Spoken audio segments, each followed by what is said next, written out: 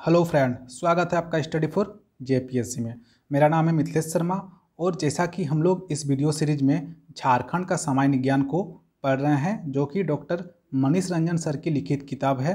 तो उसमें से हम लोग कुछ चैप्टर को पहले ही कंप्लीट कर लिया है, जिसमें से सबसे पहले हमने झारखंड में शिक्षण संस्थान को देखा था। उसके बाद झारखंड का साहित्य व साहित्यकार को देखा। फिर हमने चैप्टर 7 झारखंड में खेलकूद को कंप्लीट किया।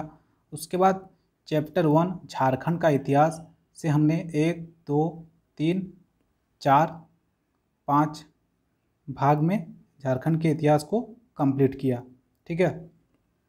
उसके बाद आपदा प्रबंधन, झारखंड में आपदा प्रबंधन जो है उसको कंप्लीट किया। फिर हमने चैप्टर 14 पर्यावरण को भी कंप्लीट कर लिया है। और झारखंड का सामान्य ज्ञान में जो हमारा चैप्टर 13 है वन और वन्य जंतु, इसको भी कंप्लीट कर लिया है। तो जिसने भी अभी तक ये सब वीडियो नहीं देखा है, आप हमारे प्लेलिस्ट में जाके देख सकते हैं। तो चलिए आज का वीडियो शुरू करते हैं।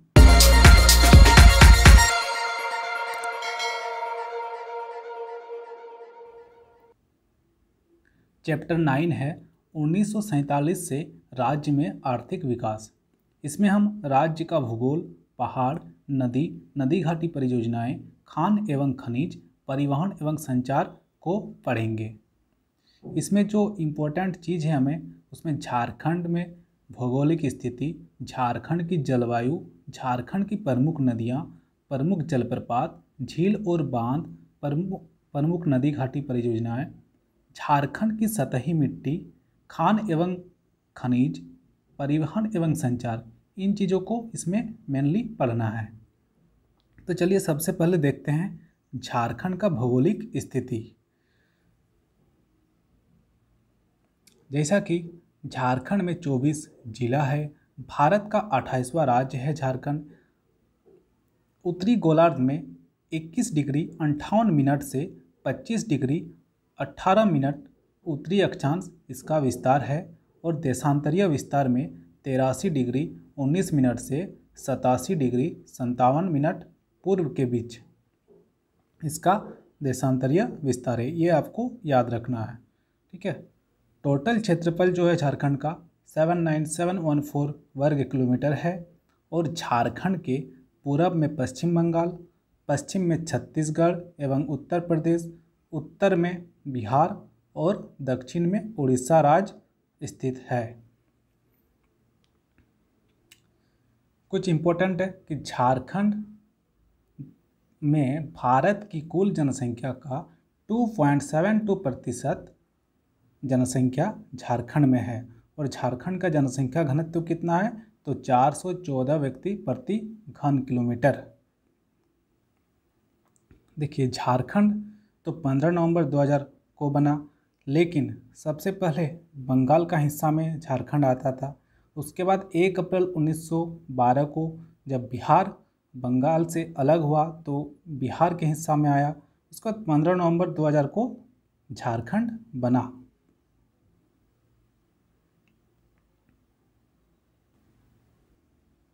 अब है झारखंड का भूगर्भिक संरचना। तो जो इम्पोर्टेंट है उसको हम देखेंगे। झारखंड क्षेत्र अति प्राचीन संरचना गोंडवाना भूखंड का उत्तरी पूर्वी क्षेत्र है। तो किसका उत्तरी पूर्वी क्षेत्र है? गोंडवाना भूखंड का। झारखंड के भूगर्भिक निर्माण के प्रमुख चरण इस प्रकार है, जो अभी हम देखने वाले हैं। कुछ प्रमुख चरण है, जिसमें सबसे पहला है प्राचीन युग का आर्कियन निर्माण। इसमें झारखंड का 90% विस्तार देखा जा सकता है। उसके बाद कुछ अन्य प्रमुख चरण है, जिसका नाम है नवीन आग्नेय निर्माण, बिंद युगीन निर्माण, गोंडवाना युगीन निर्माण, राजमहल ट्रैप, तृतीय कल्प के निर्माण, लेटराइट निर्माण, नवीन जलोढ़ निक्षेप। इसमें जो इम्पोर्टेंट है कि आर्कियन युगीन चट्टान में लो अंश की प्रमुखता के कारण इन्हें लो क्रम भी कहा जाता है। तो इसको याद रखिएगा कि लो क्रम किसे कहा जाता है, तो आर्कियन युगीन चट्टान को। गोंडवाना युगीन चट्टानों की प्रधानता दामोदर घाटी और औरंगा घाटी में है। महादेव श्रृंखला का निर्माण दामोदर घाटी में हुआ है। ये भी पूछा जाता है कि महादेव श्रृंखला का निर्माण कहाँ पर हुआ है? तो दामोदर घाटी क्षेत्र में। छोटा नागपुर पठार के पश्चिमी भाग की उच्च मोटी परत को पाट क्षेत्र कहा जाता है। ये भी पूछा जाता है, पाट क्षेत्र किसे कहा जाता है? तो छोटा नागपुर पठार के पश्चिमी भाग की उच्च मोटी परत को पाट क्षेत्र। पश्चिमी भाग रांची लोहरदगा से लेकर दक्षिणी पलामू जिले तक फैला है। ये पाट क्षेत्र कहाँ तक फैला हुआ है? तो रांची का पश्चिमी भाग जो कि लोहरदगा है अभी, उस वहाँ से लेकर दक्षिणी पलामू जिले तक। अगला इंपॉर्टेंट है, राजमहल के पहाड़ी क्षेत्रों में राजमहल ट्रैप का उद्भव हिमालय उत्थान से पूर्व की घटना है। ये भी बहुत इंपॉर्टेंट है कि राजमहल के पहाड़ी क्षेत्रों में राजमहल ट्रैप का उद्भव हिमालय उत्थान से पूर्व की घटना है। अगला इंपॉर्टेंट है, झारखंड में कुड़प्पा क्रम की चट्टानों का न पाया जाना यह सिद्ध करता है कि यह क्षेत्र हमेशा समुद्र तल से ऊपर रहा है। ठीक है, कौन सा क्रम का चट्टान? कुड़प्पा क्रम, इसको भी पूछा जाता है। अगला इंपॉर्टेंट है, झारखंड के उत्तरी और मध्यवर्ती भाग तथा दक्षिण पूर्वी भागों में स्थित अवशिष्ट पहाड़ियाँ प्री कैम्ब्रियन कालीन पर्वत है। अगला है, आर्कियन समूह के चट्टानों को आधार जटिल समूह या मूल नाइस समूह कहा जाता है। क्या कहा जाता है? आधार जटिल समूह या मूल नाइस समूह, इसको कहा जाता है आर्कियन समूह की चट्टानों को।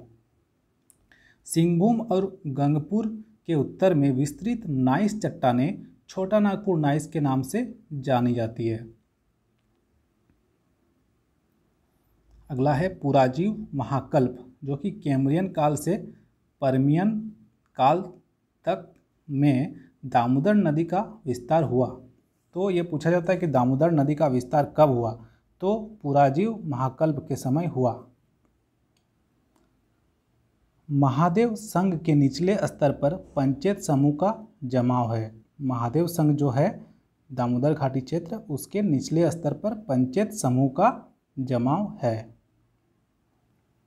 अगला इंपॉर्टेंट है, राजमहल ट्रैप जुरासिक काल का रूप है जबकि पश्चिमी रांची या पाट क्षेत्र का ट्रैप क्रीटेशियस काल का है। रांची की सबसे ऊंची चोटी पार्श्वनाथ की पहाड़ी है जिसकी ऊंचाई 1365 मीटर है। इसको आपको याद रखना ही है, ऊंचाई 1365 मीटर। और इसको आप फीट में भी देख लीजिएगा कि फीट में ये कितना है। राज्य को भौतिक विभाग के आधार पर 4 भाग में बांटा गया है। पाट का पठार, रांची का पठार, निचला छोटा नागपुर पठार, राजमहल उच्च भूमि और अपर्दित मैदानी भूभाग। ये 4 भाग हो गया, पाट का पठार, रांची का पठार, निचला छोटा नागपुर पठार, राजमहल उच्च भूमि और अपर्दित मैदानी भूभाग। इसके बाद है, ऊपरी भाग को टाड़ और निचले भाग को दोन कहा जाता है। ये भी बहुत इंपॉर्टेंट है। टाड़ किसको कहा जाता है? तो ऊपरी भाग को, और निचले भाग को दोन कहा जाता है। झारखंड का सबसे पश्चिमी एवं सबसे ऊंचाई वाला भाग पाट प्रदेश के नाम से जाना जाता है। जो झारखंड का सबसे पश्चिमी है और जो सबसे ऊंचाई वाला भाग है उसे पाट प्रदेश के नाम से जाना जाता है। झारखंड की सबसे ऊंची चोटी पारसनाथ की पहाड़ी जिसकी 4480 फीट जो 1365 मीटर है, इसी में है। कहाँ है? बाहरी छोटा नागपुर का पठार में। बाहरी छोटा नागपुर का पठार में झारखंड की सबसे ऊंची चोटी पारसनाथ की पहाड़ी जिसकी ऊंचाई 4480 फीट या 1365 मीटर है, इसी पर है। इसको भी याद रखना है, कहाँ पर है ये पूछ लिया जाता है। तो बाहरी छोटा नागपुर का पठार में।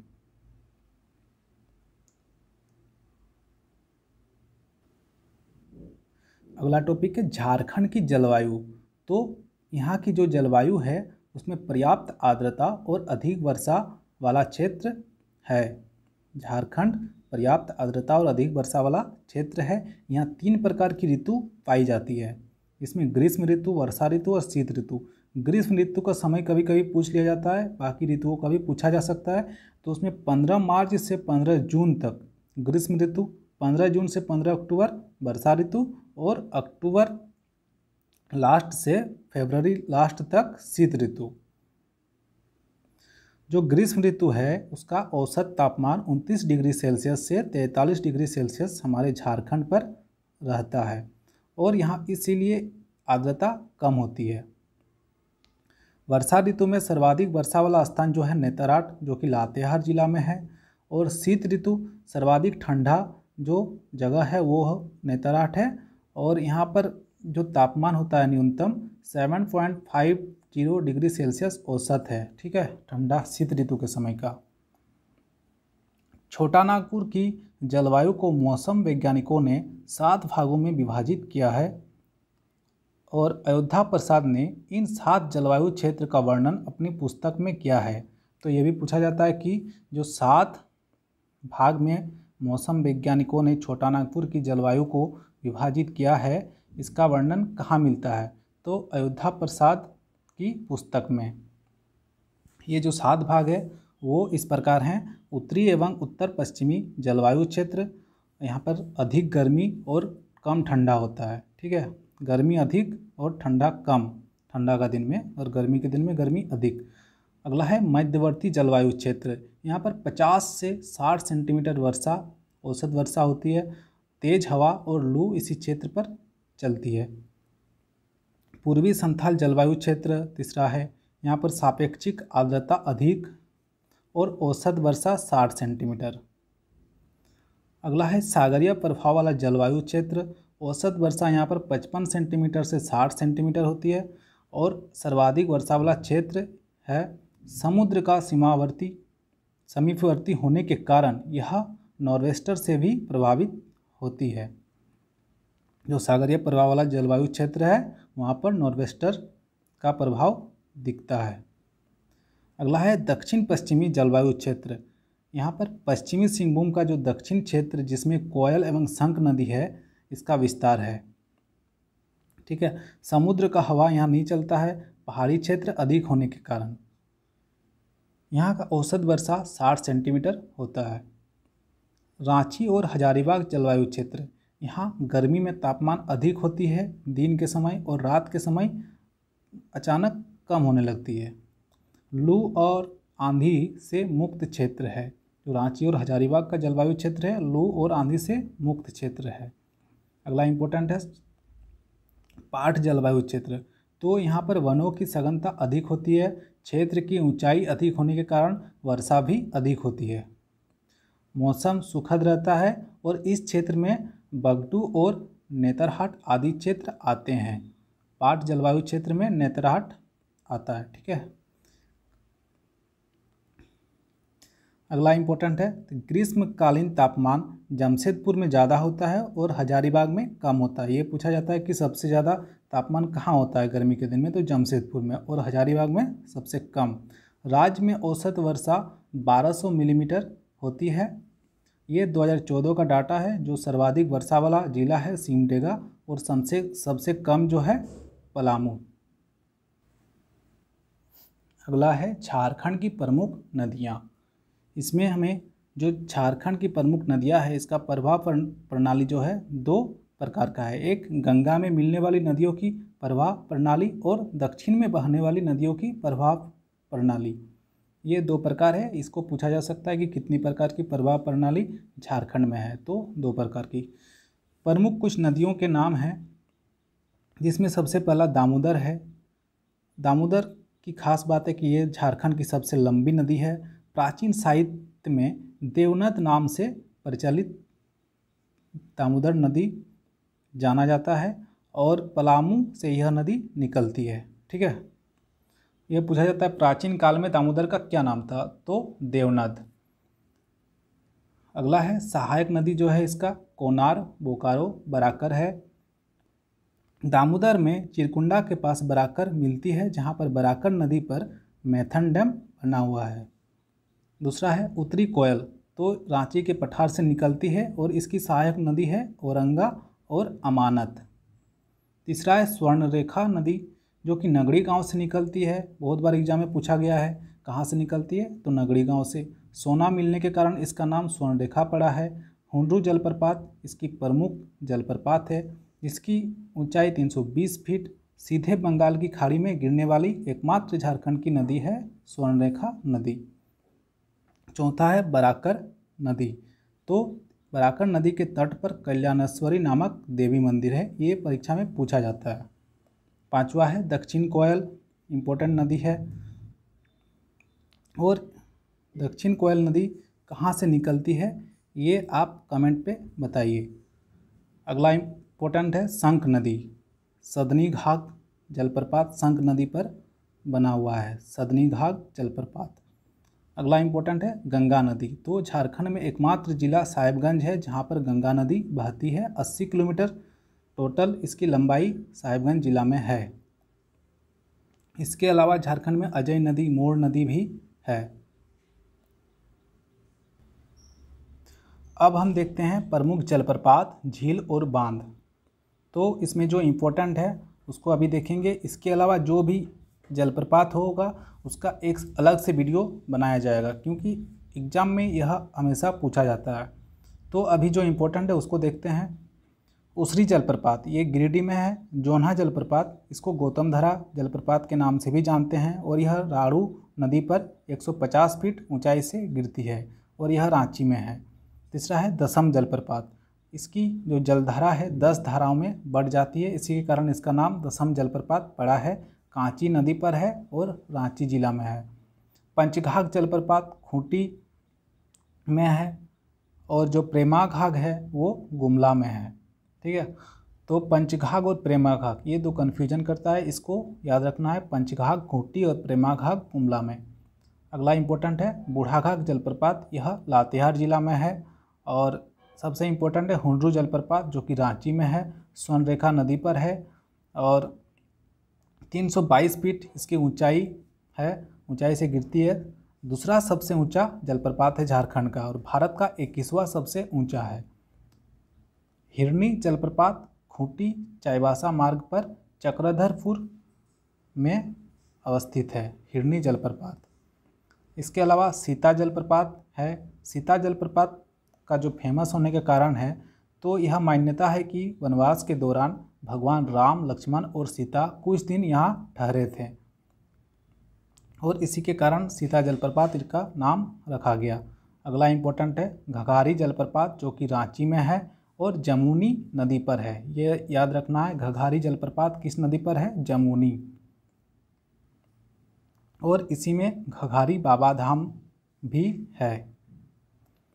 ताता पानी है जो कि गर्म जल का झरना है, और यह लातेहार जिला में है। इसके अलावा एक तपात पानी है जो दुमका जिला में है। ठीक है, ताता पानी लातेहार और तपात पानी दुमका में। मसानजोर जो बांध है इसको कनाडा बांध के नाम से भी जानते हैं, और यह दुमका जिला में है। मैथन बांध धनबाद में है, और बराकर नदी पर बना हुआ है, और 1958 में यह बना था। ठीक है, तो आज इस वीडियो को यहीं पर समाप्त करते हैं। इसके बाद हम नदी घाटी परियोजना, झारखंड की सतही मिट्टी, खान एवं खनिज, परिवहन एवं संचार, ये जो टॉपिक बचा हुआ है उसको अगला वीडियो में देखेंगे। तो चलिए, चैनल के साथ बने रहिए और चैनल को सब्सक्राइब जरूर करें। बहुत बहुत धन्यवाद।